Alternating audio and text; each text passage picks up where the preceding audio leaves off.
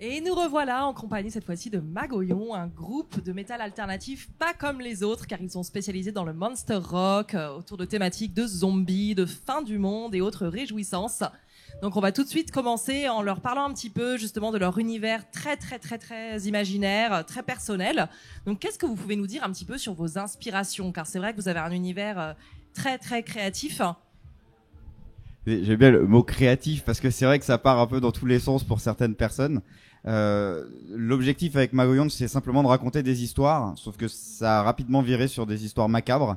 Et donc, on peut un petit peu se considérer comme un grand bestiaire de créatures un peu monstrueuses ou de lieux monstrueux qui forment un univers.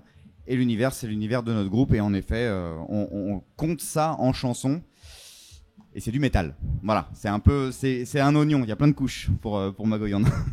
C'est incroyable. Et c'est vrai que justement, pour parler métal, pour parler vraiment musique, vous avez un univers musical qui est assez éclectique. Donc effectivement, on va retrouver des sonorités vraiment rock métal, mais on va aussi parfois retrouver des sonorités un petit peu plus jazzy. Sans parler également, bien évidemment, de vos reprises, parce que vous faites également des reprises à votre sauce, donc très personnelles, du Roi Lion, d'Astérix et Cléopâtre, et j'en passe. Donc quelles sont vos influences principales pour avoir cet univers musical si éclectique ? Je pense qu'on a tous grandi, comme tu le citais là, avec le Roi Lion et Astérix, on a tous grandi avec ça, et entre autres aussi Disney et compagnie. Avec ça, on rajoute, comme disait Julien, c'est un oignon, donc on rajoute toute la culture des films d'horreur et compagnie, donc ça c'est vrai que ça joue beaucoup. Et après, musicalement, c'est vrai qu'on a tous un peu des influences similaires qui vont de Rammstein à Gojira à des trucs plus jazz. Alors, je viens d'arriver, je descends littéralement du train, j'ai pas le cerveau encore complètement activé en mode festival, interview musique, mais ouais, voilà. Enfin, effectivement, c'est vrai on pioche un petit peu partout. Et ça rejoint bien le côté créatif. Ouais.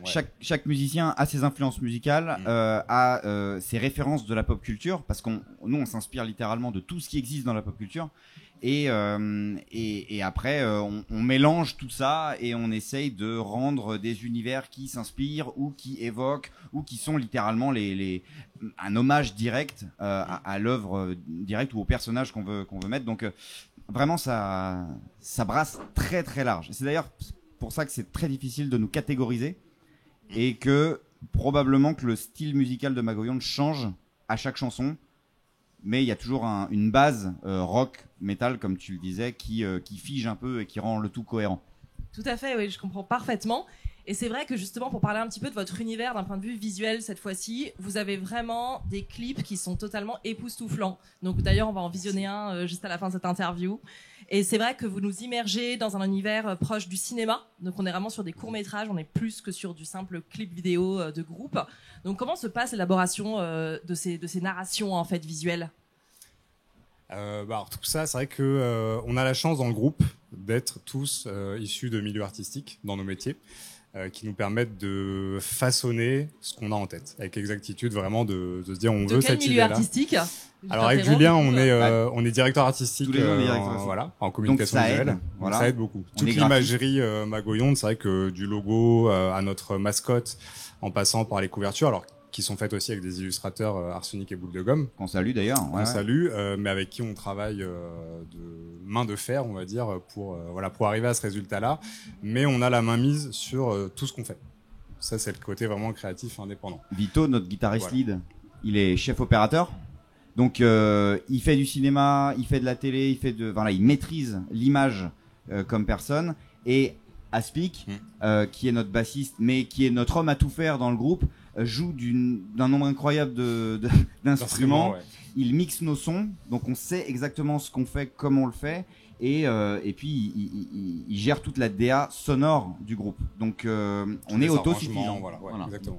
Et ça, c'est vraiment une qualité assez extraordinaire et assez rare également de pouvoir avoir cette autosuffisance qui du coup vous permet également une création sans limite. C'est une chance pour nous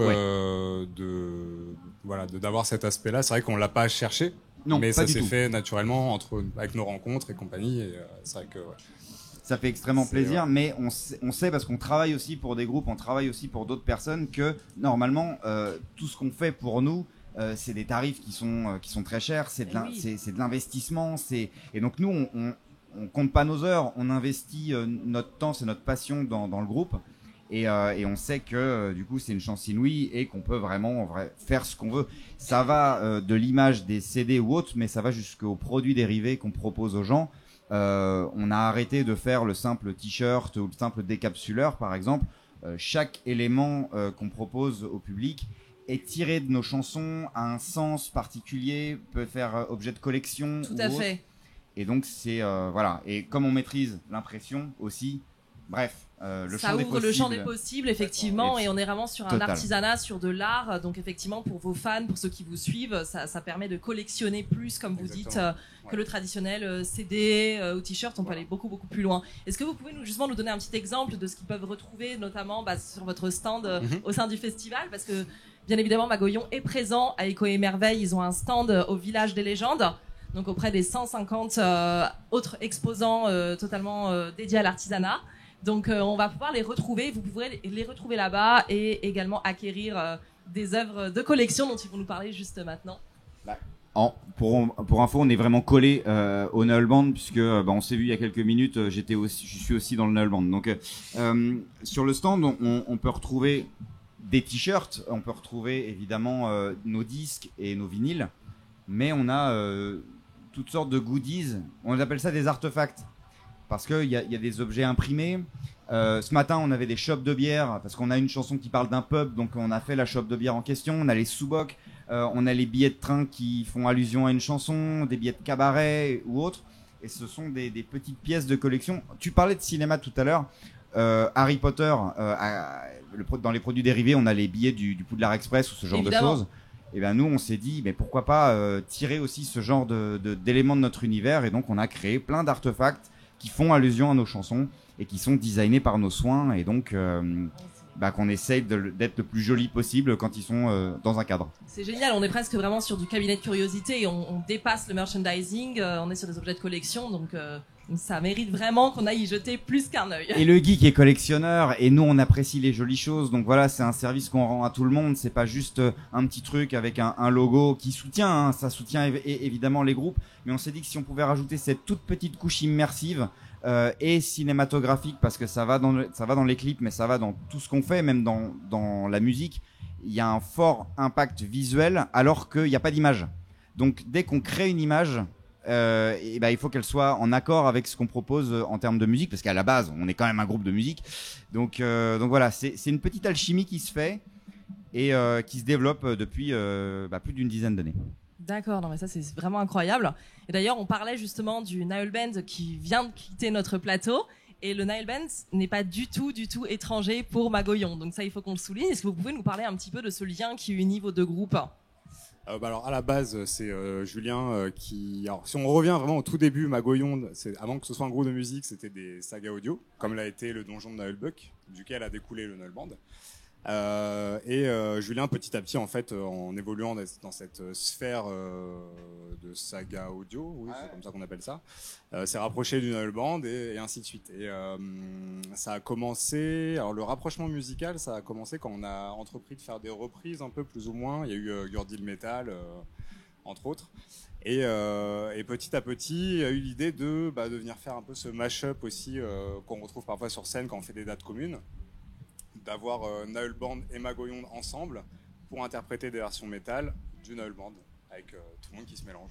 C'est vrai qu'à la toute base, moi donc je faisais de la série audio, on a collaboré sur internet et un jour lors d'un festival, notre guitariste n'était pas là, il était en train de couvrir le festival de Cannes, donc vraiment on a plein de talents et on a demandé à Tony du Null Band de le remplacer. Et à l'issue de ce concert-là, où on s'est dit tant que t'es dans le groupe, viens on fait une reprise métal du donjon, et puis on a fait Gurdil Metal, ça a plu énormément aux gens, et quelques mois après il me proposait de rentrer dans le Null Band pour alléger Pen of Chaos qui devait travailler sur son jeu vidéo, et donc je me suis retrouvé à la guitare et au chant d'un groupe que j'allais voir en concert très régulièrement et que j'ai découvert quand j'étais au collège, enfin voilà, ce qu'on disait. C'est presque un rêve qui se réalise en fait. Alors, je ne sais pas si c'était un rêve, mais en tout cas, pour moi, ça a donné beaucoup d'idées, le Null Band. Et ça faisait partie des ovnis français où je me disais, ils font de la série audio, ça m'a mis à la série audio, ils font de la musique, ça veut dire que c'est possible. Et du coup, c'est un enchaînement que j'avais absolument pas prévu. Quand ils m'ont proposé de prendre la guitare et le chant, c'est vrai que ça m'a fait vraiment bizarre. Et il y a eu du travail. Et puis, du coup, quand John est revenu, ils ne m'ont pas demandé de partir. Donc, étant donné que Magoyon se développait, on a décidé de faire du métal ensemble, de continuer de faire notre route ensemble, parce qu'il y a quand même de gros amateurs de métal dans le Null Band.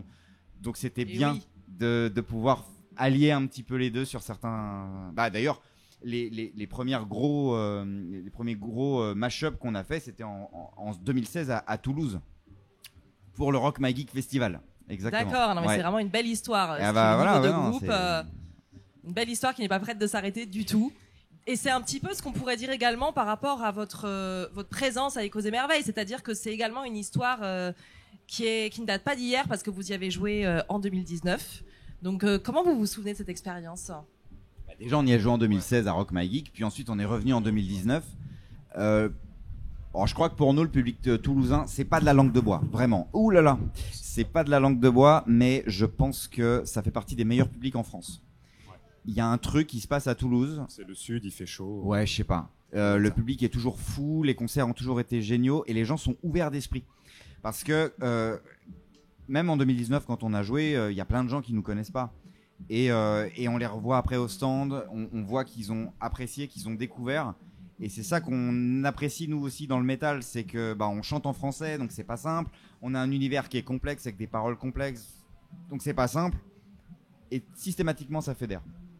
Donc merci les Toulousains, quoi. De 7 à 77 ans, on a littéralement exactement. Et des enfants et ça c'est super effectivement d'observer cette diversité dans votre public et aussi cet intérêt et cette curiosité que ça suscite. Il y a cette connivence avec le Null Band qui fait que le public du Null Band métalleux se reconnaît dans ce qu'on fait, dans ce qu'on propose. Et comme il y a ce rapprochement, ce mash-up qui est possible, ça simplifie grandement les choses. On doit beaucoup de choses au Null Band. Ma présence ici même, elle l'aurait, c'est Pen of Chaos qui m'a poussé, on va dire. Mais après, tout ce qu'on a fait sur scène, le fait qu'on soit rappelé que Nicolas Chacour et que le Nicolite Orchestra nous fassent confiance et tout ça, c'est vrai que c'est chouette et on est content d'être là, tout simplement en fait. Mais nous sommes très très très contents aussi de vous recevoir. Et un petit mot de la fin, est-ce que vous vous êtes promené un petit peu au festival ? Est-ce que vous avez vu quelque chose qui vous a particulièrement plu et que vous aimeriez soit du coup quelque chose que toi tu as déjà vu, soit quelque chose que tu as envie de voir vu que tu viens d'arriver éventuellement ? J'ai pas du tout eu le temps de faire le tour, j'ai juste vu le stand de saucisson, pas loin. Donc ce sera peut-être une visite au stand de saucisson. Je prendrai plus le temps demain de faire un grand tour, mais c'est vrai qu'aujourd'hui la journée va être assez speed. Ouais, donc, Oui, parce que là dès qu'on sort de cette interview, on part se préparer pour notre concert de 18h. Et comme John tout à l'heure le disait, on est un petit peu cantonné sur notre stand. Alors on se balade, évidemment, on essaye de regarder ce qui se passe. Plein d'animations, plein de choses, une chaleur présente, elle aussi. C'est ça, exactement. Avec un beau temps incroyable, donc on est vraiment très très content de cette météo. Mais non, c'est fou et surtout de voir cette évolution. Tous ces gens et nous on a vraiment de là où c'est parti jusqu'à ce que c'est maintenant, là ce que c'est devenu, juste ça c'est une belle histoire, donc à constater c'est super quoi. Bien sûr, mais écoutez, un grand merci. On remercie beaucoup Magoyon et on les retrouve évidemment ce soir à 18h pour leur concert, on a hâte. On espère. Ça va être la folie. Et en plus c'est en plein air et donc on sait que je crois que la salle est complète ce soir. C'est ça, tout à fait. Mais l'open air n'a pas de limite. Bien sûr, bien sûr. Donc si vous êtes là, venez. Il n'est pas trop tard, venez nous rejoindre. Exactement. Pour 18h. Merci beaucoup. Merci à vous. Si ça vous dit, on passe un clip de votre groupe tout de suite. Et comme ça, vous pourrez quitter le plateau juste après. Encore merci. Merci beaucoup. C'est parti pour le clip, on regarde ça ensemble.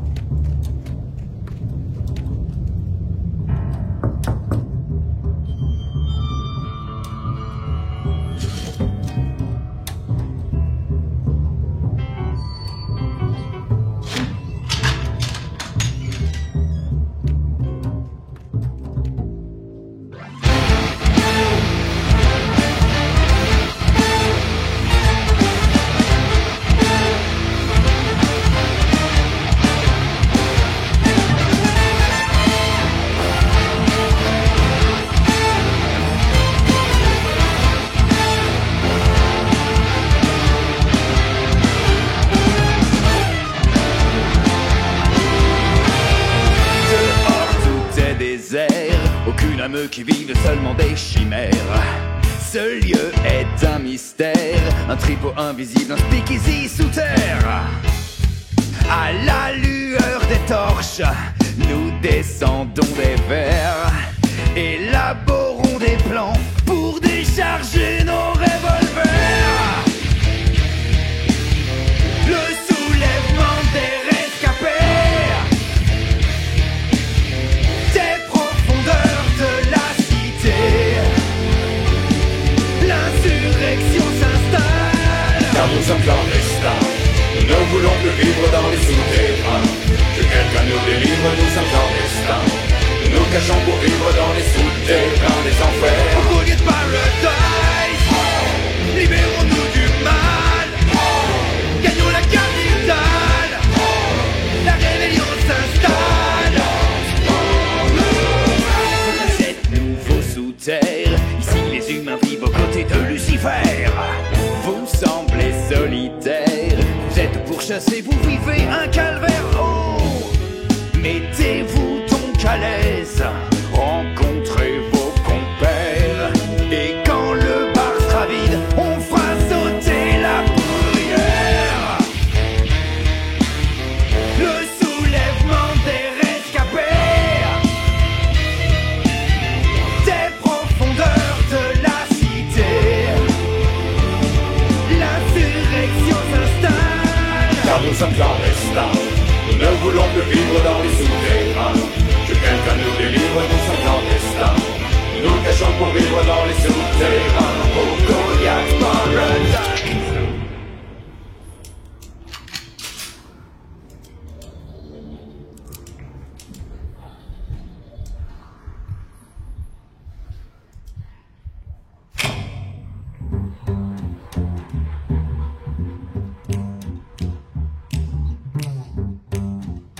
Au Goliath Paradise, la rébellion s'installe. Au Goliath Paradise, au quartier général. Au Goliath Paradise, libérons-nous du mal. Au Goliath Paradise, partons de ce dédale.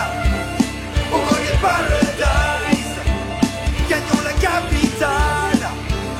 Au Goliath Paradise, la rébellion s'installe, prêt pour l'opération finale. Car nous sommes clandestins, nous ne voulons plus vivre dans les souterrains.